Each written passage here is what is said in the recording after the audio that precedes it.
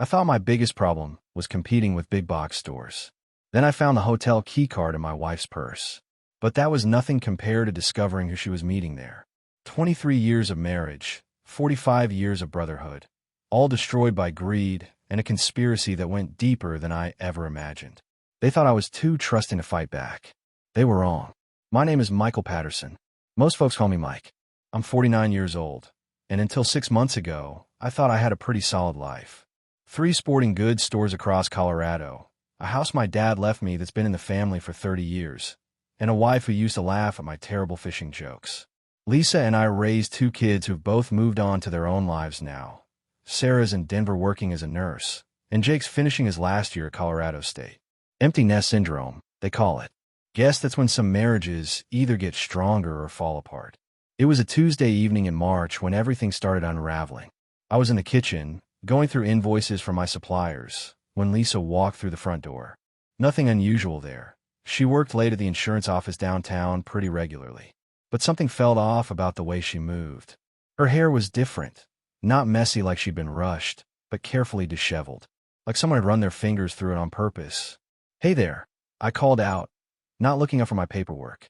"How was your day?" Lisa didn't answer right away. When I glanced up, she was standing by the hallway mirror, fixing her lipstick with shaky hands. That struck me as odd. Lisa never wore lipstick to work. Said it made her feel like she was trying too hard. "Just give me 5 minutes," Lisa said, her voice tight. "I need to freshen up." Something in her tone made me set down my pen. "Take all the time you need," I replied slowly. "But Lisa, are you all right? You seem—" "I'm fine, Mike." She cut me off, already heading toward the stairs. Just a long day. I watched her disappear upstairs, and that's when I noticed the receipt on the floor where she'd been standing. Hotel keycard sleeve from the Mountain View Inn, about 20 miles out of town. Date stamped today. Room 237. I picked it up, studying it like it might explain itself. The Mountain View Inn wasn't exactly a business meeting kind of place. It was where couples went for weekend getaways, not where insurance adjusters conducted client meetings. I proposed to Lisa at that same hotel 24 years ago, back when we were young and thought love conquered everything. Upstairs, I could hear drawers opening and closing, water running in the bathroom. Normal sounds, but they felt wrong somehow. Like Lisa was washing away evidence of something she didn't want me to find. I folded the keycard sleeve and slipped it into my shirt pocket. Part of me wanted to march upstairs and demand an explanation. The other part, the part that had been married long enough to know when to pick your battles, told me to wait. Gather more information before jumping to conclusions. 20 minutes later, Lisa came back downstairs wearing different clothes, jeans, and a sweater instead of her work blouse and skirt. Her hair was damp from the shower. "Feeling better?" I asked, trying to keep my voice casual. "Much," she said, but wouldn't meet my eyes. "I think I'm coming down with something. Might be getting a cold." That night, lying in bed next to her, I stared at the ceiling and wondered when my wife had started lying to me. And more importantly, what else she wasn't telling me. The next morning, Lisa left for work earlier than usual. Said she had an early client meeting, but her kiss goodbye felt rehearsed, like she was checking off a box on some invisible list. I watched her drive away from the kitchen window, that hotel keycard sleeve still burning a hole in my shirt pocket. I'd spent half the night staring at the ceiling, trying to come up with innocent explanations. Maybe she met a client there. Maybe it was a work conference. Maybe I was overthinking everything. But 23 years of marriage teaches you to read the signs, and every instinct I had was screaming that something was wrong. After Lisa left, I did something I'd never done before. I went through her things. Not proud of it, but desperate times call for desperate measures. Started with her dresser, then her side of the closet. Nothing obvious, but I noticed gaps. Spaces where clothes used to hang. Her jewelry box was lighter too, missing a few pieces I'd given her over the years. In the back of her sock drawer, tucked behind a winter thermals, I found a second cell phone. Cheap prepaid model, the kind kids use when they don't want their parents tracking them. My hands shook as I powered it on. The text history made my stomach drop. Messages going back 3 months, all to someone named D. The conversations were careful, coded, but the meaning was clear enough. "Coffee tomorrow at the usual spot. He's working late again. Miss you already." The most recent message, sent yesterday afternoon. Same place tonight? I can't wait much longer. I set the phone down and walked to the bathroom, splashed cold water on my face. In a mirror, I looked older than my 49 years. When had the lines around my eyes gotten so deep? When had my hair gotten so gray? Maybe Lisa was just tired of looking at this aging face every morning. But then I remembered something. Dad's inheritance wasn't just the house. There was also his life insurance policy, the one that made me the beneficiary, but listed Lisa as the secondary. And the business accounts. Everything we'd built together over 2 decades. If Lisa was planning to leave, she'd want to make sure she didn't leave empty-handed. I powered the phone back on and scrolled through more messages. There it was, buried in a conversation from 2 weeks ago. Lawyer says we need 6 months of documented separation before filing. Just a little longer. My wife wasn't just cheating on me. She was planning to take me for everything I was worth. I carefully placed the phone back where I'd found it, making sure everything looked exactly as it had before. But now I knew what I was dealing with. This wasn't some midlife crisis or momentary lapse in judgment. This was calculated, planned, strategic. Time to start planning my own strategy. That evening, I decided to follow Lisa. She said she was going to her book club, but I'd already called her friend Margaret, who confirmed there was no meeting scheduled. When Lisa left at 7:30, I waited 5 minutes before getting in my truck. I followed her to the Mountain View Inn, staying far enough back to avoid detection. My heart sank as I watched her park and walk into the lobby like she owned the place. But the real gut punch came 10 minutes later when I saw who joined her. My brother Chris stepped out of a blue Chevy pickup, the same truck I'd helped him buy last year when his old Ford finally died. Chris, who'd been my best man at my wedding. Chris, who came to every family barbecue and called Lisa his favorite sister-in-law. Chris, who'd borrowed money from me 3 times in the past 5 years and swore each time he'd pay it back. I sat in my truck, engine off, watching my brother disappear into the same hotel where my wife was waiting. 23 years of marriage, 45 years of brotherhood, all destroyed in one moment. The rage hit me like a physical blow, but I forced myself to stay calm. Getting arrested for assault wouldn't help anyone. I drove to Murphy's Bar, the same place Chris and I used to shoot pool as kids, ordered a whiskey, and called him from the payphone in the back corner. "Hey, Mike," Chris answered, his voice strained. "What's up? Where are you right now?" I asked. Long pause. "Home. Watching the game." "What?" "Chris," I said slowly. "I'm going to ask you one more time. Where are you?" Another pause, longer this time, then a sigh that told me everything. "Mike, I can explain." "Don't," I cut him off. "Don't you dare insult my intelligence with excuses. Just tell me how long." 6 months, he whispered. 6 months. Half a year of family dinners where they sat across from each other, pretending to be nothing more than in-laws. Half a year of lies every time I asked Chris about his love life. Every time he complained about being lonely. "The house Dad left me," I said, my voice deadly calm. "The one you always said should have been split between us. This is your way of getting your half, isn't it?" "It's not like that, Mike." "Then what's it like, Chris? Explain it to me." But the line was already dead. My brother, my blood, had hung up on me. I didn't go home that night. Instead, I drove to my oldest store in Durango, the one I'd opened 15 years ago with a loan secured against Dad's house. Spent the night in the back office, going through old family photos and trying to figure out when everything went to hell. Around dawn, I call my daughter Sarah in Denver. "Dad, it's 6 in the morning. Is everything okay?" Sarah Patterson had always been sharp, even as a kid. Got that from her mother, unfortunately. But she also got my stubborn streak, which meant she wouldn't let me brush this off. "Sarah, I need to ask you something. And I need you to be honest with me. You're scaring me, Dad. Have you noticed anything different about your mother lately? Any changes in behavior?"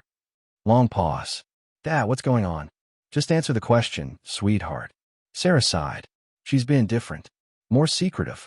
And she asked me some weird questions last month about Uncle Chris. Whether I thought he seemed lonely, if I thought he was a good man." My stomach dropped. "What did you tell her?" I said, "Of course he's a good man. He's family." But it was weird, Dad. Like she was fishing for information about him. So Lisa had been planning this longer than I thought. Testing the waters. Maybe even using my own daughter to gauge whether Chris would be accepted as a replacement father figure. "Sarah, I need you to do something for me. Don't mention this conversation to your mother. And if she asks you anything else about Uncle Chris, just change the subject." "Dad, You're really freaking me out now. I'll explain everything soon. I promise. But right now, I need you to trust me. After I hung up, I sat in that cramped office and made a decision. I wasn't going to confront Lisa or Chris directly. That would just give them time to coordinate their stories, maybe even accelerate whatever timeline they had planned. Instead, I was going to investigate this like the business problem it had become. I'd gather evidence, document everything, and then I'd make my move when I had all the facts. I opened my laptop and started researching divorce lawyers. If Lisa thought she was going to take me by surprise, she had another thing coming. I'd spent 15 years building a business from nothing. I knew how to plan, how to strategize, and how to win. By 8 a.m., I had an appointment with the best divorce attorney in Colorado Springs, a man named Harrison Webb, who specialized in complex asset protection cases. Time to protect what was mine. Harrison Webb's office overlooked downtown Colorado Springs, all glass and steel that screamed success. The man himself was exactly what I needed, mid-60s, silver-haired, with the kind of calm confidence that comes from winning battles other lawyers won't even fight. Mr. Patterson, Webb said, studying the documents I brought, this is more complex than a simple adultery case. Your wife and brother appear to be planning systematic asset stripping. I leaned forward in the leather chair. What does that mean exactly? It means they're not just having an affair. They're positioning themselves to take everything you've worked for. Webb spread out copies of the bank statements I photographed. These transfers to Future Planning LLC. That's a shell company. I've seen this pattern before. So what's our next move? Webb smiled, and it wasn't a pleasant expression. We freeze everything. Bank accounts, business assets, the house your father left you. Your wife has been planning this for months, but she made one crucial mistake, which is she underestimated you. These transfers without your knowledge constitute financial fraud. The correspondence with her attorney shows premeditation. And most importantly, she doesn't know that you know. Within 2 hours, Webb had filed emergency motions to freeze all marital assets pending investigation. He also hired a forensic accountant to trace every dollar that had been moved in the past year. The legal machinery was now in motion, and Lisa wouldn't see it coming until it was too late. But I had one more stop to make. Chris worked at Mountain Sports Equipment, a competing sporting goods store across town.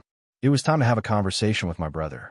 I found him in the fishing section, helping a customer select lures. When he saw me walking toward him, his face went white. The customer, sensing tension, quickly moved away. Mike, listen. Chris started. Shut up, I said quietly. Just shut up and listen. Chris glanced around nervously. Maybe we should take this outside. No, we're going to have this conversation right here, right now. I stepped closer, lowering my voice so only he could hear. 23 years, Chris. 23 years I've been married to Lisa, and 45 years I've called you brother. Was any of it real? Of course it was real. Mike, you have to understand, we never meant for this to happen. Don't give me that romantic movie nonsense. This wasn't some accident. You've been planning to take my inheritance, my business, my life. Chris's shoulders sagged. The house should have been split between us when Dad died. You know that. So you seduced my wife to get your share? That's your justification? It wasn't like that. Lisa came to me, said she was lonely, that you were always working. I grabbed Chris by his shirt collar and pulled him closer. Let me explain something to you, little brother. I worked those hours to build something for my family. Every late night, every weekend, every missed dinner was an investment in our future. And you turned my wife against me to steal it. Mike, please.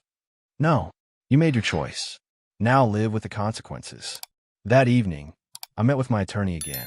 Webb had news, and from his expression, it wasn't good news for Lisa and Chris. The forensic accountant found something interesting, Webb said, sliding a folder across his desk. Your wife has been transferring money for 8 months, not 6. But here's the kicker. Some of those transfers went to pay off your brother's debts. I opened the folder and stared at bank records showing $15,000 in payments to credit card companies in Chris's name. She was funding his lifestyle, I said, the pieces falling into place. That's how she bought his loyalty. It gets worse. The house your father left you. Your wife has been researching ways to force a sale. Apparently, she consulted with 3 different real estate attorneys about partition actions. Partition actions? Legal proceedings where one owner can force the sale of jointly owned property. But here's where she got clever. She was planning to claim common law marriage between herself and your brother. My blood turned to ice. Common law marriage? Colorado recognizes common law marriage. If she could prove cohabitation and mutual agreement to be married, she could claim your brother has rights to the house as her spouse. Then they'd force a sale and split the proceeds. I sat back in my chair, stunned by the audacity of it. They were going to claim she was married to both of us. Not simultaneously. She was planning to divorce you first, then claim the common law marriage with your brother retroactively applied to certain assets. Can they do that? Webb shook his head. Not if we stop them first. I've already filed to have the house declared separate property based on your father's will. But Mike, this level of planning, your wife is more dangerous than we initially thought. That night, I drove to the house I'd grown up in, the house my father built with his own hands. Lisa's car wasn't in the driveway, probably off planning more ways to destroy my life. I walked through the rooms where Chris and I had played as kids, where Dad had taught us how to tie fishing knots and fix broken things. In Dad's old workshop, I found a photo album Mom had put together before she died. Pictures of Chris and me at every stage of our lives. Little league games, high school graduation, my wedding day with Chris standing beside me as best man. I stared at that wedding photo for a long time. Lisa in her white dress, radiant and beautiful. Chris with his arm around my shoulder, both of us grinning like we'd won the lottery. 24 years ago, when I thought I knew what loyalty meant, I closed the album and made a decision. Whatever it took, whatever it cost, I wasn't going to let them win.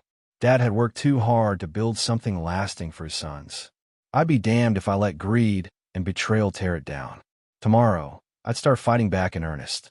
3 days after my confrontation with Chris, I got a call that changed everything. It was from Detective Ray Martinez with the Colorado Springs Police Department.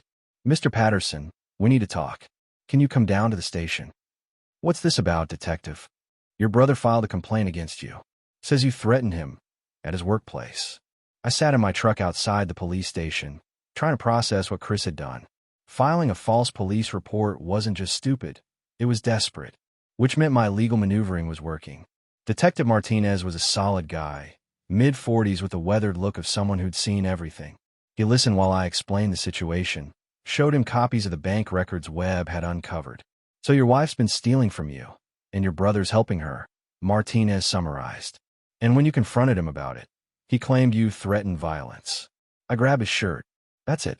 No threats, no violence. Martinez studied the financial documents. Mr. Patterson, what your wife and brother are doing, this looks like organized fraud. Have you considered pressing charges? I want to handle this through civil court first. But Detective, if they keep escalating, then we'll be here. File a counter-complaint if you want. False police reports are a misdemeanor. I drove home to find Lisa packing suitcases in our bedroom. She looked up when I walked in, her face a mask of cold determination. Going somewhere? I asked. Chris and I are taking a trip.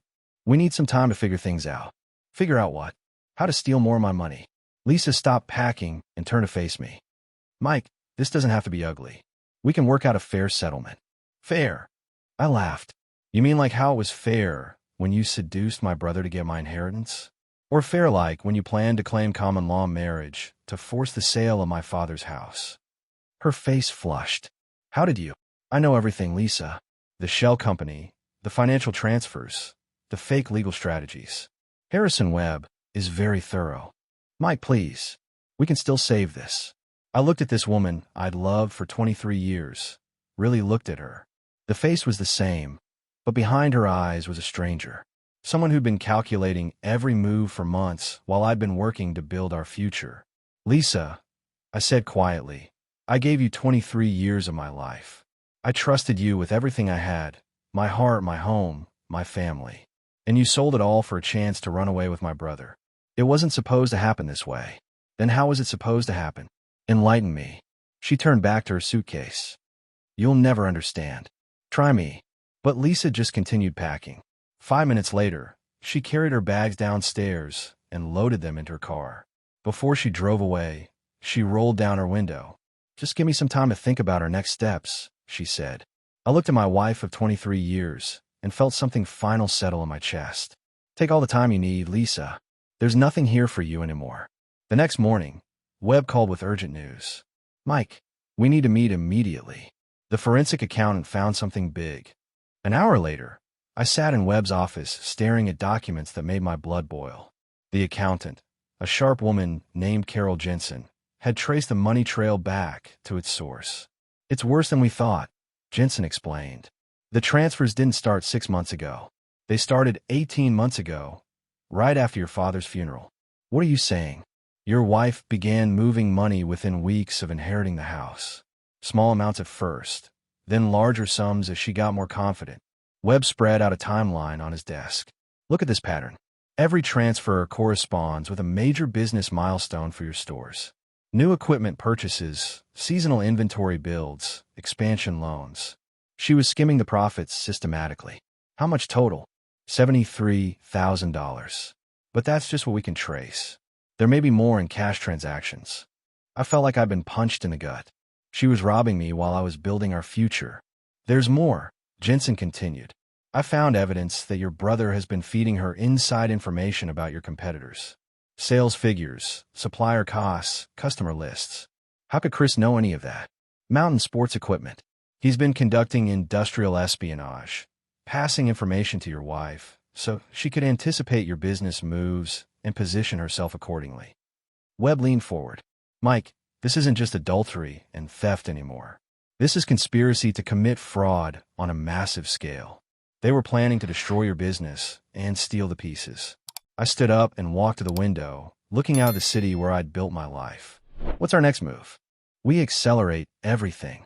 Emergency hearing tomorrow morning to freeze all remaining assets. I want every penny accounted for before they can transfer anything else. And Chris? What about the industrial espionage? That's a criminal matter.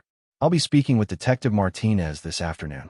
That evening, I drove to each of my 3 stores, walked through the aisles, talked to my employees, checked inventory. These businesses represented 15 years of 18-hour days, missed family dinners, and calculated risks. I'd built something lasting, something I could pass on to my kids. But now I understood the full scope of what Lisa and Chris had been planning. They weren't just trying to steal money. They were trying to destroy everything I'd worked for and salt the earth behind them. At my original store in Durango, I found Tom Brady, my assistant manager, doing inventory in the fishing section. Mr. Patterson, good to see you. Everything okay? Tom, have you noticed anyone asking unusual questions about our business? Competitors trying to get information? Tom's expression grew serious. Actually, yeah. Your brother was in here last week asking about our supplier contracts. Said he was thinking of starting his own sporting goods store. What did you tell him? Nothing specific, but I did mention we were switching to that new camping gear distributor next month. What? I patted Tom's shoulder. Just checking on things. Thanks for being honest. As I drove home, I realized that Chris and Lisa had been playing a longer game than I'd imagined. This wasn't just about stealing my wife or even my money. This was about destroying Mike Patterson completely, leaving me with nothing while they built a new life on the ruins of mine. But they'd made one crucial mistake. They'd underestimated how far I was willing to go to protect what was mine. The emergency hearing was scheduled for Friday morning. Webb had worked through the night preparing our case, and by Thursday evening, we had everything we needed. But the real surprise came when Detective Martinez called me at 6 a.m. Mike, we got them. Chris and Lisa were arrested an hour ago, trying to cross into New Mexico with $80,000 in cash. What charges? Wire fraud, conspiracy to commit theft, filing false police reports. The FBI is taking over because they crossed state lines. I sat on the edge of my hotel bed, trying to process it all. How did you find them? Your attorney tipped us off about their travel plans. We've been watching the house, and when they loaded up that truck at 3 a.m., we knew they were running. At the courthouse, Webb laid out our case methodically. The judge, an older woman named Patricia Hendricks, listened without expression as the evidence mounted. Bank records, email trails, recorded conversations, witness testimony from my employees about Chris's espionage attempts.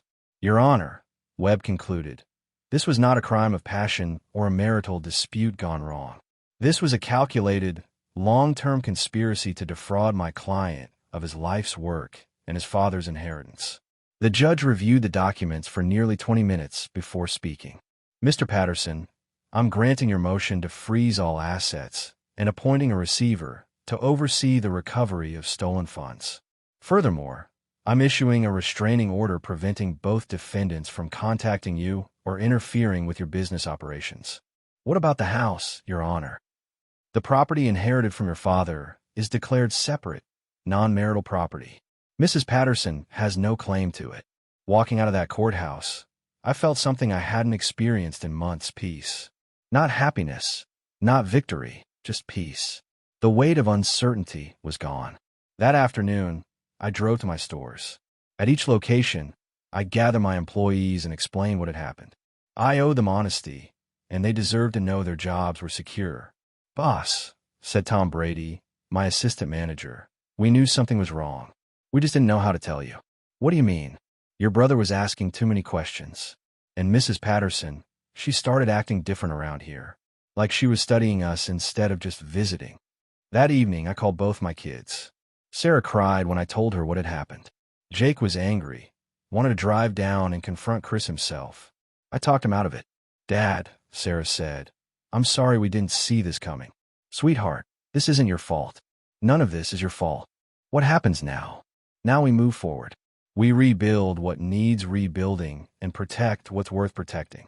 6 months later, I stood in the backyard of Dad's house, the house that was now truly mine, watching the sun rise over the mountains. The legal battles were over. Lisa had pled guilty to fraud charges and received 3 years probation plus full restitution. Chris got 18 months in federal prison. Neither of them had tried to contact me since their arrest. The business was stronger than ever. Losing the money they'd stolen had been painful, but removing the constant drain of their sabotage had actually improved our profit margins. I'd hired 2 new employees and was considering opening a 4th location. "Dad," Sarah's voice came from the kitchen door. She'd driven down for the weekend, something she'd been doing more often since the divorce was finalized. "Out here, sweetheart." She joined me on the back porch, carrying 2 cups of coffee. "How are you doing?" "Really, better than I expected. Some days are harder than others, but overall, I'm okay." "Do you miss her?" I thought about that question. Did I miss Lisa? Or did I miss the woman I thought she was? "I miss the life I thought we had," I said finally. "But I don't miss living a lie." "And Uncle Chris?" That was the harder question. Chris had been my brother for 45 years. But the man who betrayed me wasn't the brother I'd grown up with. That person had died long before his arrest. Your uncle made his choices. Now he's living with the consequences. Sarah nodded and sipped her coffee. "I met someone, Dad. His name is David. He's a teacher. Good man." "I think so. He reminds me of you. Actually. Honest. Hardworking. Doesn't try to be something he's not. Then I'd like to meet him." "Really? Really? Life's too short to waste time on dishonest people. If he makes you happy and treats you right, that's what matters." 3 months later, I was at my Durango store when a woman walked in looking for camping gear. She was maybe 45, with graying hair and laugh lines around her eyes. She needed equipment for a solo hiking trip through Mesa Verde. "Solo?" I asked. "That's ambitious. My ex-husband thought I was too fragile for solo adventures," she said with a smile. Turns out he was wrong about a lot of things. Her name was Carol Mason. She was a nurse from Denver, recently divorced, rediscovering her independence. We talked for an hour about hiking trails and camping equipment. When she left, she had everything she needed for her trip and my business card. She called me 2 weeks later to thank me for the gear recommendations and to ask if I knew any good restaurants in Durango. I did. 6 months after that, Carol moved to Colorado Springs. She's got her own apartment, her own life, her own dreams. We take things slow, build trust carefully, appreciate honesty like the rare gift it is. I'm 50 years old now, old enough to know that some betrayals cut so deep they change you forever, but young enough to believe that better days are still possible. Lisa and Chris took a lot from me, but they couldn't take everything. They couldn't take my strength, my integrity, or my capacity to love again. Some stories end with revenge. Some end with forgiveness. This one ends with something better: wisdom, peace, and the quiet satisfaction of a man who stood his ground when everything was falling apart and came out stronger on the other side.